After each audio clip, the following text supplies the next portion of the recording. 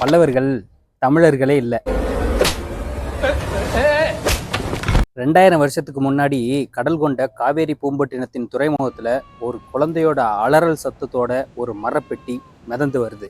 அந்த குழந்தைக்கும் பல்லவர்களுக்கும் என்ன சம்பந்தம்? காவேரி பூம்பட்டினத்தோட துறைமுகத்துல கம்போடியா நாட்டிலிருந்து வந்த கப்பல்ல இருந்து பீலி வலைங்கிற அழகான பெண் ஒருத்தி இறங்குகிறா.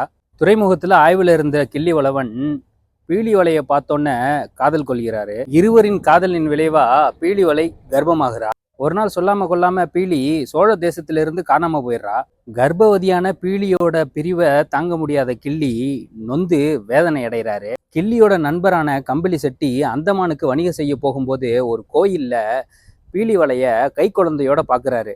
இந்த குழந்தைய அவங்க அப்பா கிட்டே கொடுத்துருங்கன்னு ஒரு மரப்பெட்டிக்குள்ள குழந்தைய வச்சு கம்பளி செட்டிக்கிட்ட கொடுத்துட்றா பீலி. அந்தமான்ல இருந்து சோழ தேசத்துக்கு நவுந்த கப்பல் புயல்ல மாட்டிக்கிச்சு. கப்பல்ல இருந்து விழுந்த குழந்தை பெட்டி சோழ தேசத்தை வந்து அடையுது. அந்த குழந்தை தான் தொண்டையில பல்லவ பிரண்ட மாலையை அணிஞ்சிருந்த இளந்திரையன் தொண்டைமான். அந்த தொண்டைமானுக்கு சோழ தேசத்தின் ஒரு பகுதியை கல்லணையை கட்டின கரிகாலன் கொடுத்தாருன்னு பெருமானாற்று படையும் சங்க இலக்கிய பாடல்களும் சொல்லுது. இவ்வளவு ஆதாரத்தோட எழுதி வச்சிருந்த பின்னாடியும் பல்லவர்களை தெலுங்கர்னு சொல்றீங்களடா.